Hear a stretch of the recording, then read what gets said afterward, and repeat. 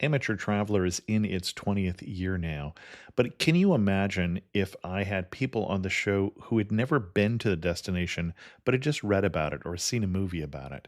That wouldn't make any sense at all, and you wouldn't listen.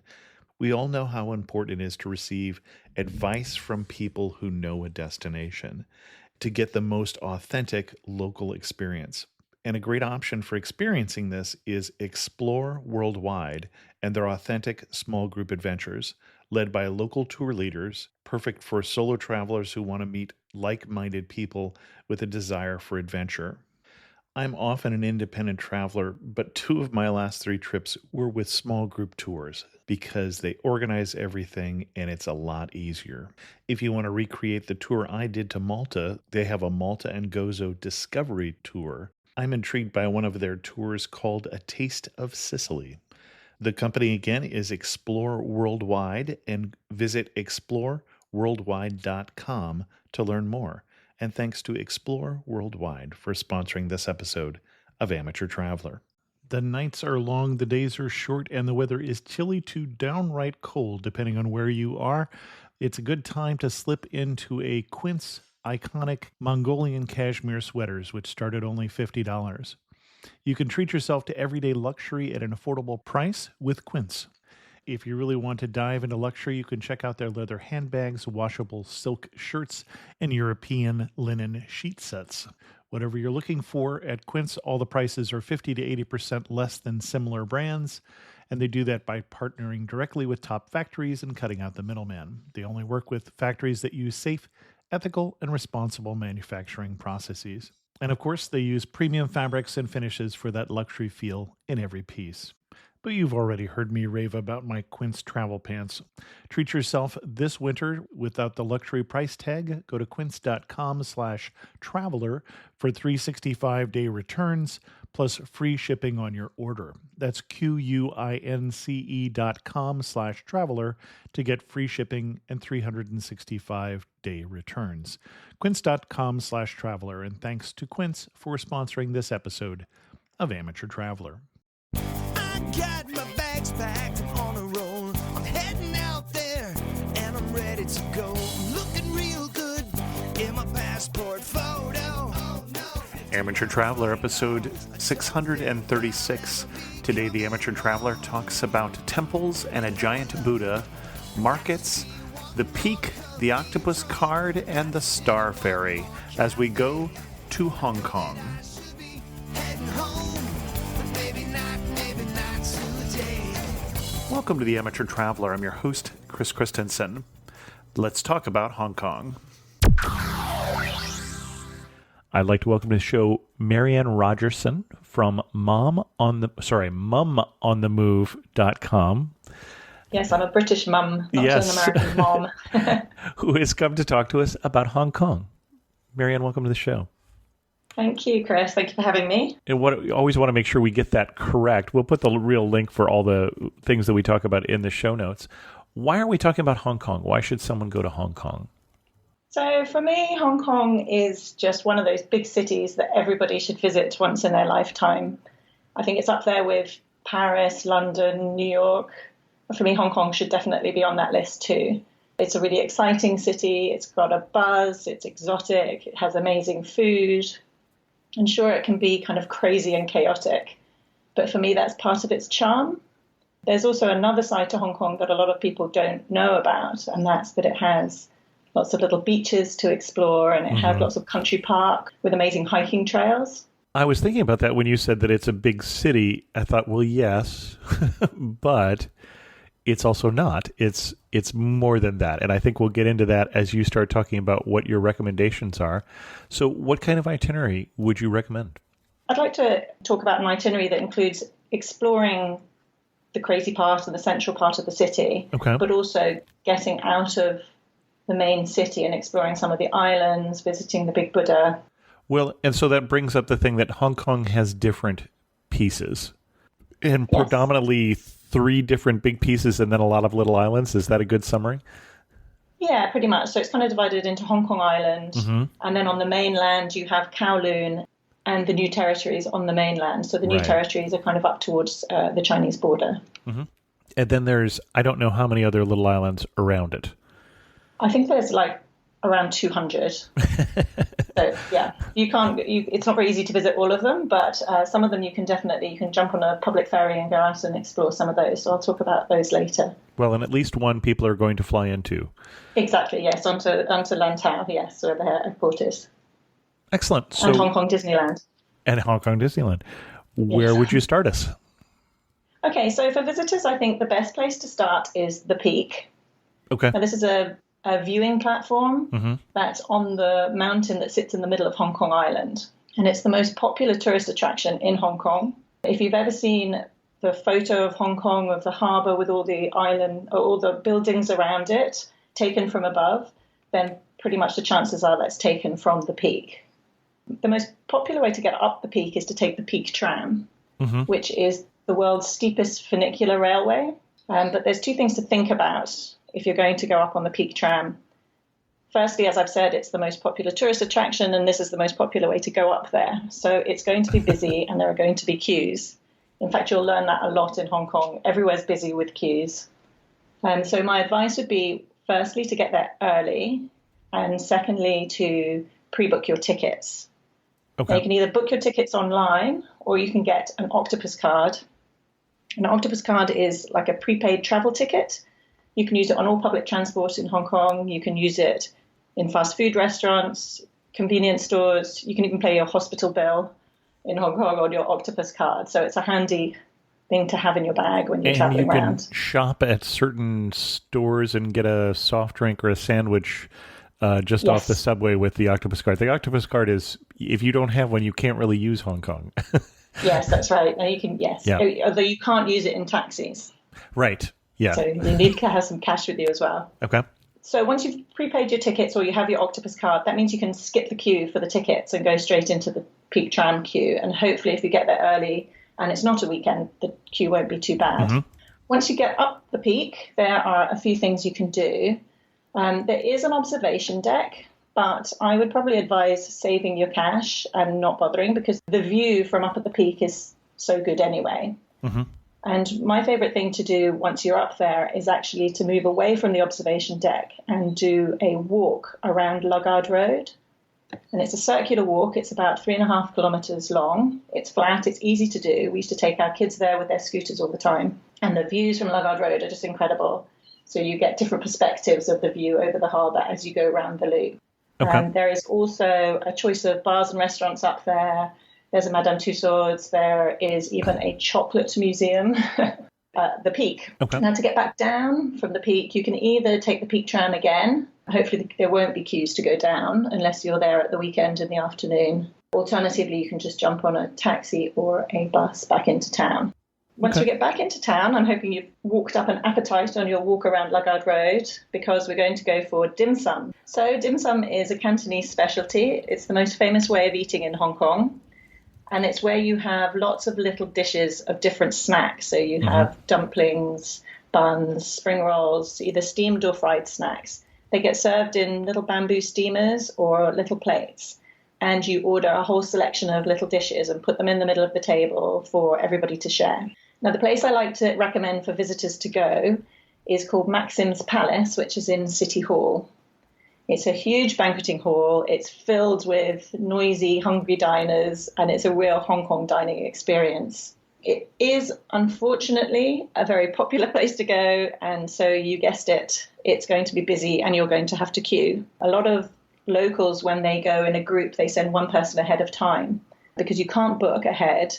You just pick up a ticket with a number on it when you arrive, and you wait for your number to be called before you can go and sit down. So the first advice would be to get there early. And the second thing to bear in mind if you're going to eat there is one of the reasons that Maxim's Palace is so popular is it's one of the last places in Hong Kong where they serve dim sum the traditional way, which is pushing around dim sum carts with all the bamboo steamers built up on it. And instead of a menu, ordering off the menu, as some places have gone to. Exactly. So most places now you will either order off the menu or you have a little list with a tick box of what you want. But traditionally, they were always served from these trolleys. The Maxim's Palace still serves it this way.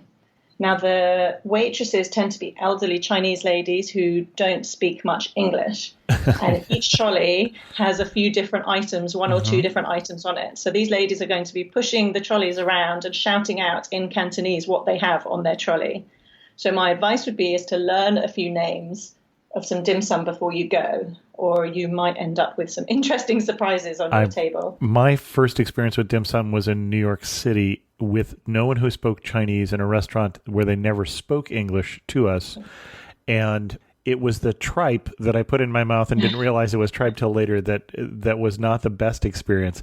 So, yeah, I would also say get some photo guides because you can very quickly detect, for instance, that this particular dumpling is going to have some sort of filling. This one looks like it's pink inside, so that's probably the shrimp dumpling. This one's a bun. It's probably a pork bun or something like that. And once you have a couple of those dishes, you can have a real good meal, real good experience. You only need to know a couple things that you're really going to like, and then try some of the things that you aren't sure about. Yeah, sure. I think it's always good to pick some blindly and hope for the best. But I definitely think you should also have, like you say, a few that you know you're going to like. Yep. After lunch, we're going to explore some of central Hong Kong. Mm-hmm. Now, my favorite way to get around Hong Kong is to take the tram. The Hong Kong trams are the same trams they've had since the 1950s. So they are old, they are rickety, they are bumpy, they can be really crowded. But for me, it's the most atmospheric way to get around Hong Kong and to take in the sights. The trams run the whole length of Hong Kong Island from the west to the east. There's only 6 routes, and each tram has its destination on the front, so it's pretty hard to go wrong. And even if you do, the trams stop every 250 meters, so it's easy to hop on and off. And the tickets are less than 30 US cents, no matter whether you are on for 1 stop or 15 stops. So if you do go wrong, it's not going to break the bank. And it makes a cheap way of getting around. The best seat in the house, if you can go upstairs and to the front, you can pull the window down, and then you have this awesome bird's eye view over the streets, and it's just a great way to take in the atmosphere. Well, and you said upstairs, so in case people aren't picturing when you say tram, think London double-decker bus, but in different colors. Yes, and smaller and older. If you're going to pick up the tram in Central, you can ride west towards Kennedy Town and hop off at the Western Market. Now, this area of Hong Kong is called Sheung Wan, and it's an old part of the city, and it's a little bit off the main tourist trail, and it's where locals head to buy dried seafood and herbs, either for food or for traditional Chinese medicine. Mm-hmm. If you go onto the Hong Kong Tourist Board website, they have a really good walking tour of this area that you can download. Oh, okay. Self-guided then. Yes, it's got a little map and it talks step by step how to get around the area to see all the main sites. So it has like one street where it's mostly dried seafood. So out the front they have all these stores, and out the front they have big buckets of dried abalone or squid, scallops, starfish. It's quite a pungent part of the city, but it's quite fascinating seeing all these things. So I think the walk takes you down one street that specializes in seafood, another that specializes in bird's nest.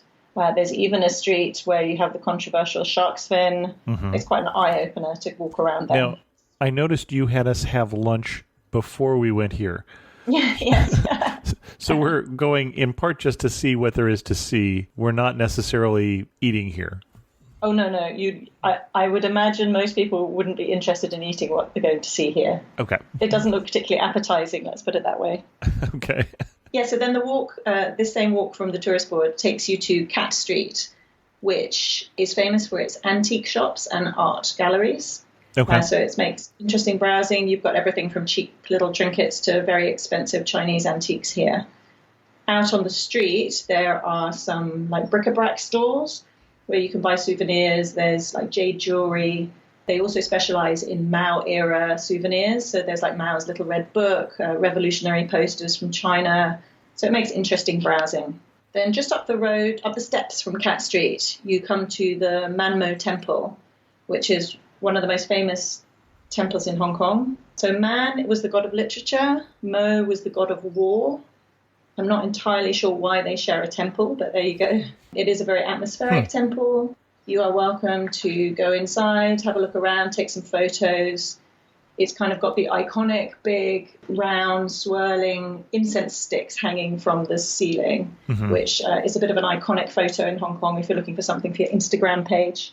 There's a few Manmo temples around Hong Kong, but that one is the most famous one where people go to. Okay, so along the road from the Manmo temple is another unique feature of Hong Kong, which is the mid-levels escalator. Now, this is the longest outdoor covered escalator in the world, something they're very proud of. In actual fact, it's not one escalator. It's made up of about 20 different escalators. So because Hong Kong is so hilly, and there's this mountain in the middle of Hong Kong Island, a lot of people live in an area called the mid-levels in high-rise buildings, which is kind of halfway up this mountain. Where the top of it is the peak where we started. Yes, exactly. Yep. Being so hilly and being so high up, obviously it makes commuting into town a bit difficult, so they built this escalator to make it easier for people. So the escalators run downhill in the morning, and then at around 10 or 10:30 in the morning, they switch them around so they run back up the hill for the rest of the day. So people can commute to work down, and then for the rest of the day, people get help going back up the hill. You can hop off, I think there's 14 different parts where you can hop off it. So it makes it quite a good way for sightseeing around the area. You can jump on and jump off when you want to. And riding up, it's pretty cool. You get a good view over some of the streets, the street markets, into the buildings and things. So it's quite a nice way to have a look around. Yeah, and about halfway up the escalator, there's an area called Soho, which stands for South of Hollywood Road. And this is a nice area to kind of end your first day. It's full of little cozy wine bars and restaurants. A lot of the restaurants here you can't make reservations for, so people tend to turn up and put their name down, and then they grab a drink and stand out in the streets having a chat with their friends. So there's always a nice buzz around here. It's got a nice atmosphere. And there's lots of very nice restaurants to choose from there. So I would suggest ending your day in Soho. Okay.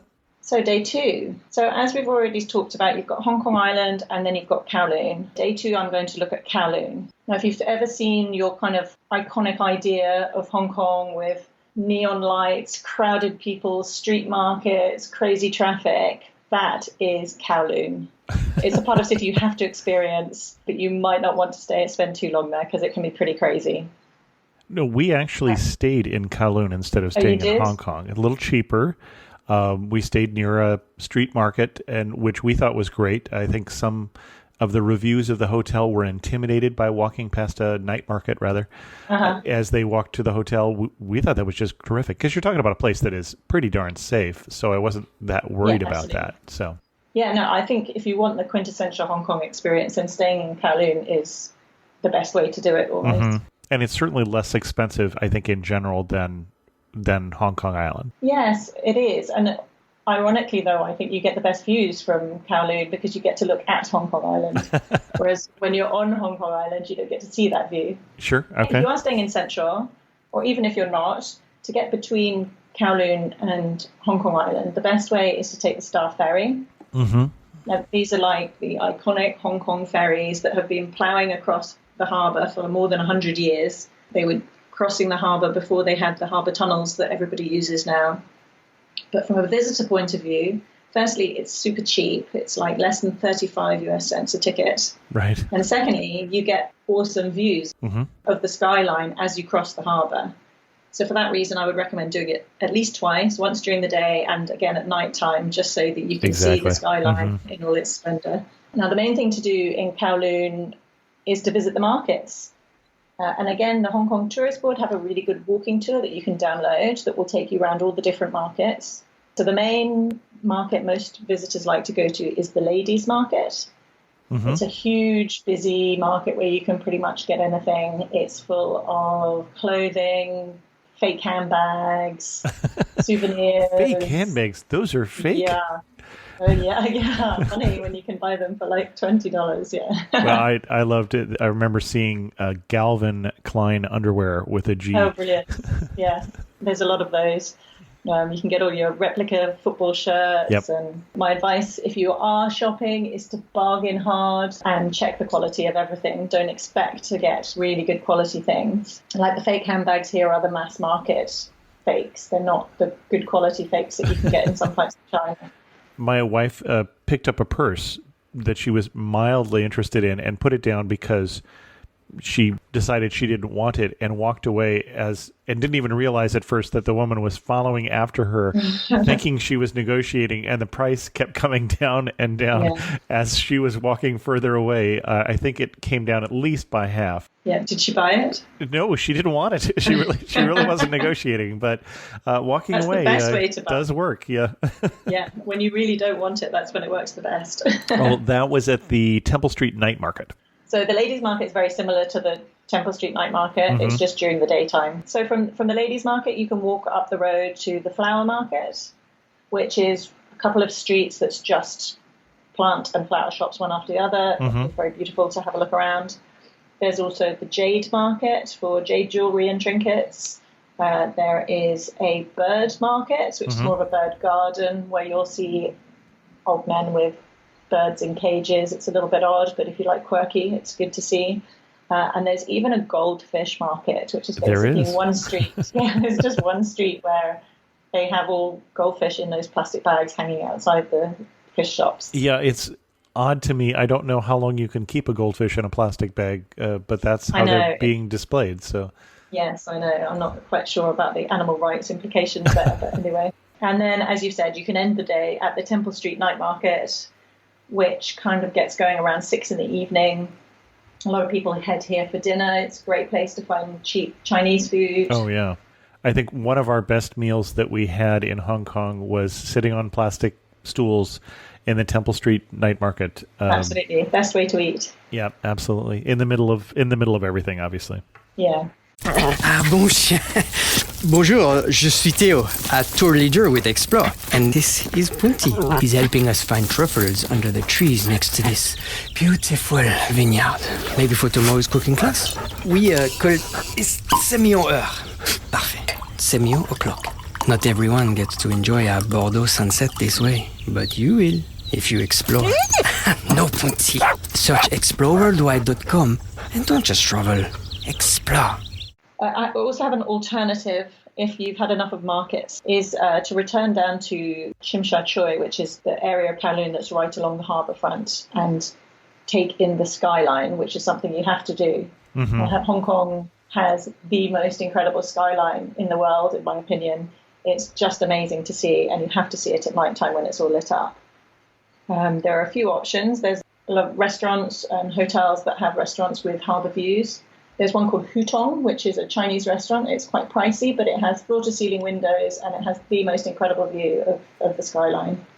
There's also a bar called Ozone, which is at the Ritz-Carlton, which is the highest bar in the world. It's a bucket list item to tick off. For me, the view is almost too high from there. It's like looking out of a plane window almost, but a lot of people like to go there.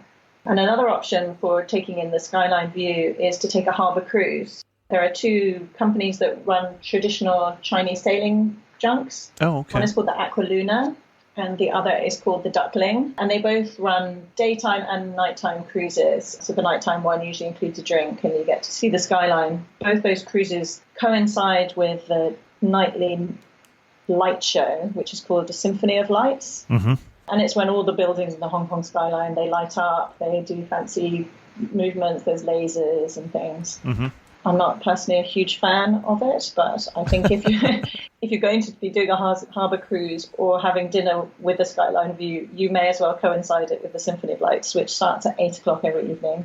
One thing that struck me as odd with Kowloon is if you're walking down a lot of these main streets, there are a lot of shops and things on the first floor and then housing from there on up. And the first floor is bright and colorful and signage and neon and things like that. And then immediately from the second floor on up on a lot of these buildings, it's drab. There's nothing going on. It's a very strange look. Yeah. And quite opposite, quite startling if you look from there and then look at the island, which has these very modern buildings. It's quite a different look. Yes, absolutely. And I think that's very typical of Kowloon. Yeah, you've got yes, exactly. So you look up and you can see quite often air conditioning units or people's laundry hanging out. People's laundry mostly, yeah. Yeah. But also, even Hong Kong Island can be like that with the older buildings. So you've got all these shiny new buildings, but then next to it, you've also got all these old rickety buildings. As a resident, when you first move there, trying to find your way around Hong Kong for shopping and things can be an absolute nightmare because everything is like on the 7th floor of a building. And you have to go in some dodgy-looking door and go in some rickety lift and press number 7 and hope for the best, basically, if you're trying to find boutiques or any kind of shops that for everyday life other than the big fancy brands. That's how you tend to find them. So getting to know the place can take a long time. The one other thing that I would say before we leave Kowloon that I enjoyed that we did there, and we this is the second episode we've done on Hong Kong. The other episode was way back in episode 233, so a number of years ago. But we went to the Kowloon Walled City Park. Oh, yes. And this is a park that remembers a walled city that was, I want to say, really tenements in some ways, a really large, densely packed area of Kowloon that used to be right under the flight path for the airport that was on this part of the island before it was moved. Yes. In fact, the stories of flying in between buildings, literally, if you looked out both sides of the airplane, you would see tall buildings as you landed in this place. I actually did that when I was a kid. Did you? We lived overseas, and I used to fly through Hong Kong back to the UK. And I did experience that airport. It was quite something. The walled city's not there anymore, but they did, when they made this park, put in some of the history of it in an exhibit in this park so you can see what it would have been like or get a little bit of an idea what it would have been like to live in that very densely packed urban environment. And densely packed compared to what Hong Kong is today.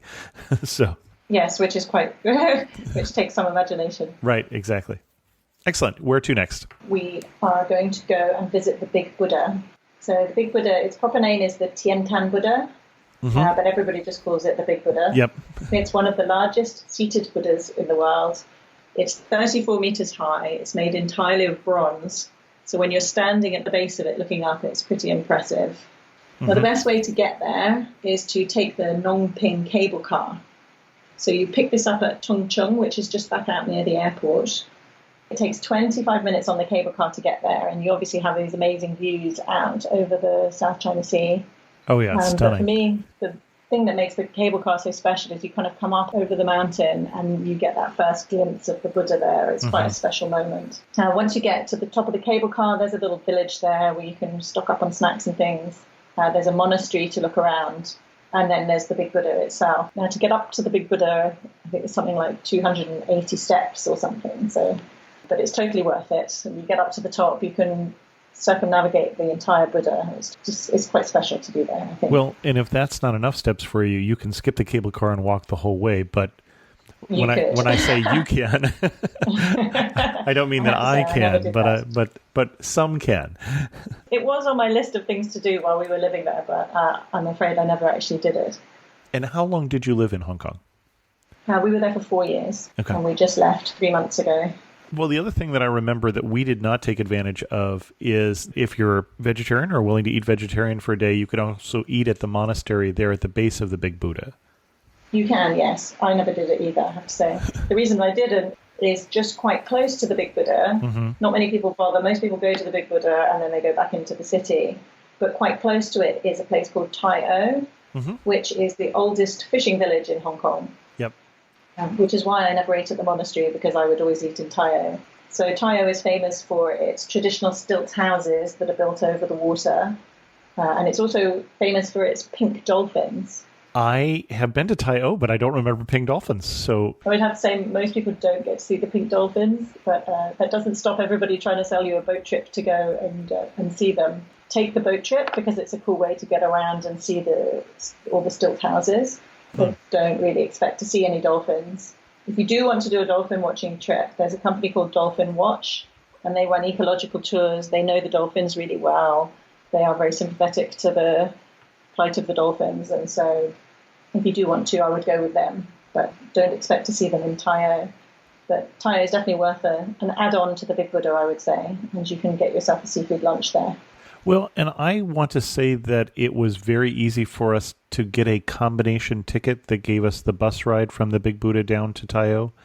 Okay. And I don't remember how we did that because we were traveling with someone who was living there who knew what was going on. But I think it was pretty normal. Yeah, there's a public bus that goes right from outside the Big Buddha and it goes straight to Tai O. And yeah, Okay. that would be day 3. I think that's enough for one day. Okay. On the next day, I'm going to suggest again getting out of the city and exploring some of the outlying islands that we discussed earlier. Okay. So as we said, there's more than 200 of them, but only a few of them can be accessed via public ferry. There's a very good public ferry network in Hong Kong. There's central piers in Central. I think there's like 10 different piers, each pier goes to a different island, different places. Now, one of the most popular ones for people is a place called Lama Island. It's popular because it has really good seafood restaurants. You can take the public ferry there, and when you come off the ferry, there is a whole line of seafood restaurants to choose from. And these are like the traditional Chinese seafood restaurants that have the tanks out the front where they've got all the lobsters and fish and crabs and what have you. You can go and pick what you want to eat and they'll cook it for you. Or if you're too squeamish to do that, you can just order off the menu.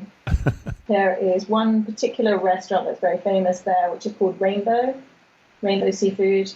They actually have their own boat that will take you from Central if you have a reservation at their restaurant, and if you show them a receipt, they'll take you back to Central as well. So that's an alternative to taking the public ferry. One of my personal favourite islands to visit is called Po Toi, but you can only really visit on a Sunday via public ferry because they don't really run during the week. But they leave from either Aberdeen or Stanley at around 11:30 on a Sunday and comes back at around 3, so you've got a perfect time for lunch. And there's a really good seafood restaurant there, which for me is some of the best seafood in the whole of Hong Kong. The other way to get around is you can hire a boat for the day with a skipper and a crew. So when people talk about hiring a junk in Hong Kong, we think of junks as being traditional Chinese sailing boats, but in Hong Kong it refers to any boat. So you can get a big fancy speedboat and they'll still call it a junk. And it's a really popular thing with local residents to do at weekends. Is group of friends get together and hire a junk for the day, and they head out to sea and go to the beach and jump off the boat and swim and drink and have fun. Okay. If you have the budget, you can hire a junk for the day. And then you can go and explore anywhere you want of the islands and the different beaches and things. Okay. Day 5, I'm giving you 2 options because I'm a family travel blogger and I have a family. I'm going to give you an option of with kids and without kids. Okay. So with kids, and honestly, if you're visiting Hong Kong with kids, you won't get to day 5 without having done this already, but it would have to be Hong Kong Disneyland. Okay. It's a relatively small park. It's easy to do in a day. It's easy to do with little kids. I always find it quite busy, but I've heard from other people who know Disney parks around the world that actually the queues are a lot smaller there than other parks. And there's an alternative to Hong Kong Disneyland, which is called Ocean Park, which is the original theme park in Hong Kong. It's kind of part aquarium, part zoo. They've got pandas and things, and part theme parks with good roller coasters and little rides for the kids, and another good fun day out. So if you're with family, that would be your choice. If you don't have kids, I would really, really recommend you try out one of Hong Kong hiking trails. Something like 38% of Hong Kong is actually designated national park. So although you think of Hong Kong as being this big built-up city, actually there's a lot of parkland there to explore. And all of the parks have really well signposted, well-maintained hiking trails. It's a very popular thing for Hong Kong residents to do at weekends. I definitely think getting out and just seeing the different side of Hong Kong is a great thing to do. My favourite one for visitors, because it's quite easy, but it's got great views, is called the Dragon's Back Trail. Oh, yeah. Mm-hmm. It takes around 2 hours to do it. It's a little bit steep to begin with, but after that, it's just quite undulating. So it runs along the ridge of the mountain. So that's where it gets its name, the Dragon's Back, because it looks like the scales up and down along the back. But I don't remember what island it's on. It's on Hong Kong Island, It's so on it's on the Hong Kong south Island, okay. side. You can easily get a bus from Central to the beginning of it, and then it ends on Big Wave Bay Beach. And there's a little cafe there. You can get a coffee or a beer and sit on the beach and congratulate yourself on having finished it. Again, it's quite easy. You can do it with kids. You can do it. You don't need to be super fit to do it, but you have great views on one side out to sea, and the other side you can get glimpses of the city as you go. Well, and since you took us out hiking, let's talk a little bit about weather, because I suspect that would be easier in some seasons than in others.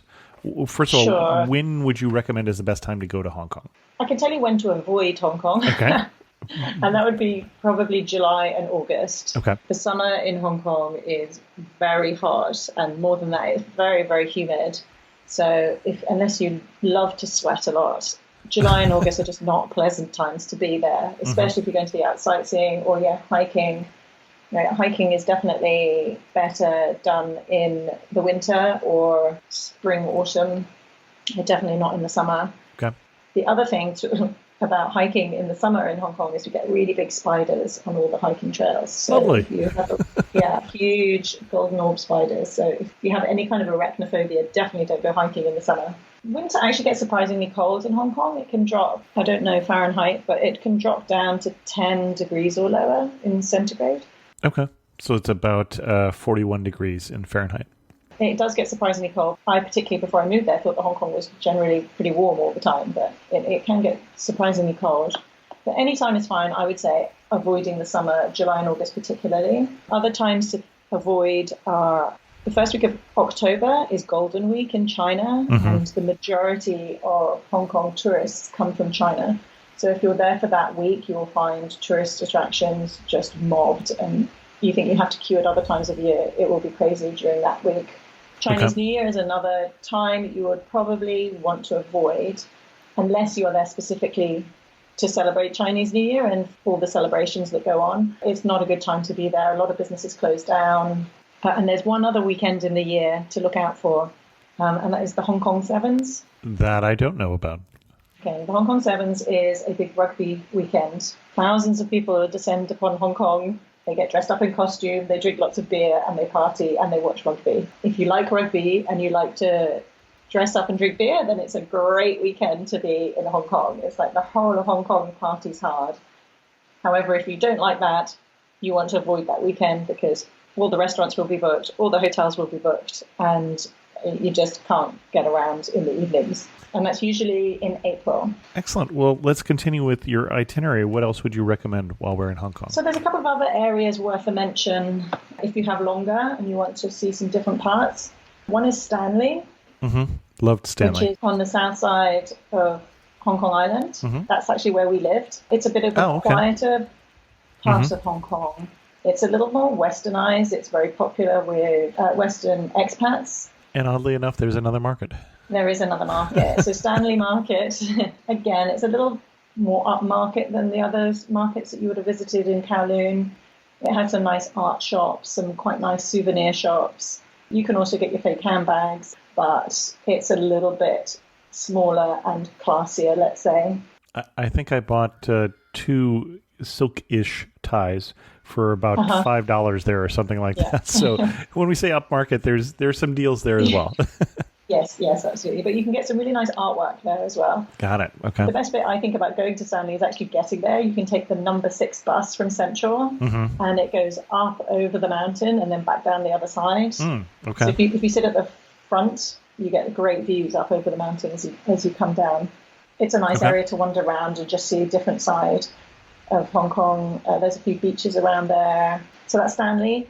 And the other place, which is in the opposite direction, so Stanley's on the south side of Hong Kong Island, and then if you head up north into the New Territories, there's a town called Sai Kung. Okay. Sai Kung used to be a little fishing village. It's now grown up into a town, but it still has its kind of roots in fishing. And so when you go up there, there's all the fishing boats. You can go onto the pier and see all the fishing boats coming in with their catch of the day, have a look down and see what they've got. They display them all in like ice cream tubs on their boats. Quite interesting. And there's also a row of very good seafood restaurants there, again, with all the tanks and everything to have a look what we caught that day. The other thing we did in the New Territories that was very interesting and very odd at the same time was the Temple of the 10,000 Buddhas.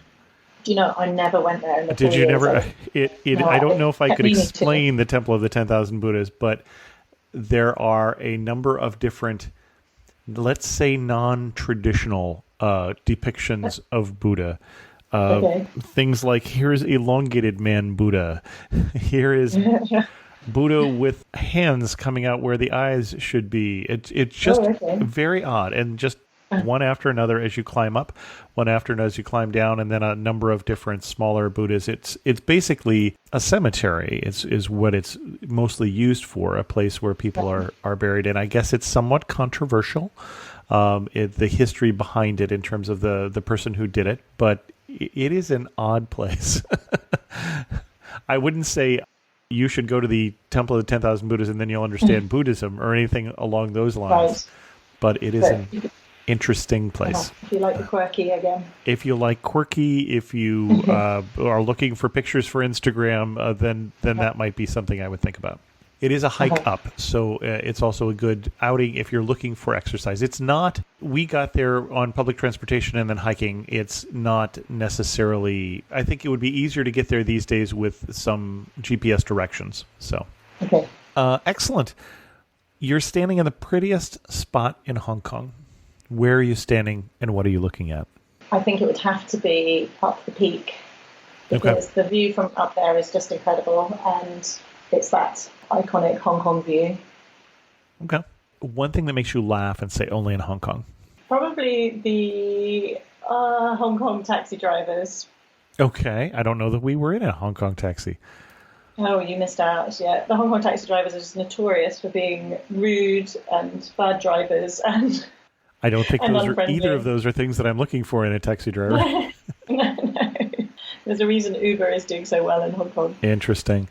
Well, and then the subway system, the MRT. Do I have the right MTR. name? MTR, sorry. MRT is someplace else. I think that's Thailand. MRT is in Singapore. And, Yeah, yes. the MTR is real easy to get around and even had free Wi-Fi in the stations when I was there. You can get free Wi-Fi most places in Hong Kong. Yep. Or coffee shops, restaurants. Yes, I like you say, MTR stations.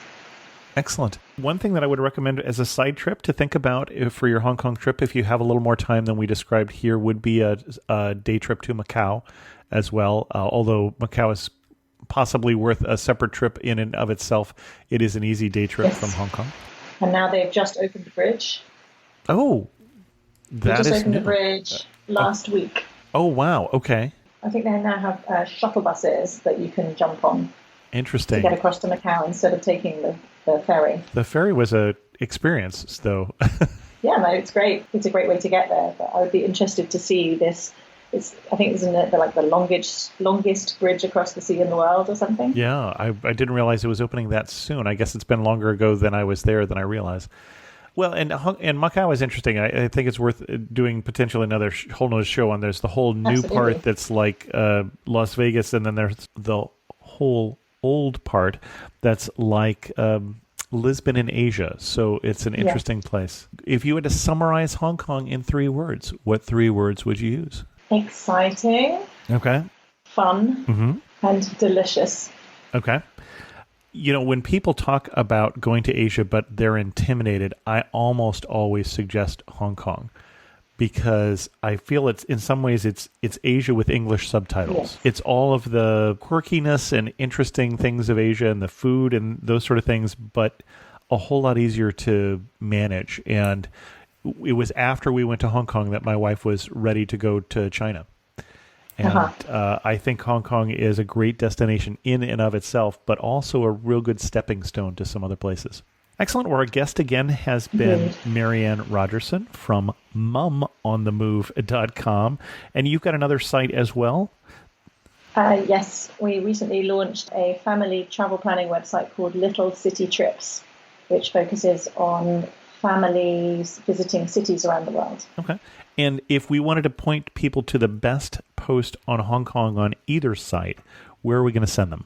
I have a post on Mum on the Move, which is about 10 uniquely Hong Kong experiences. So I think that's a good place to start. Excellent. Well, Marianne, thanks again for coming on Amateur Traveler and sharing with us your love for Hong Kong. Thank you so much. Thank you. In news of the community, when this comes out, if everything goes right, I should be in Botswana. So I'll be fairly quiet for a while on social media because I will be on safari.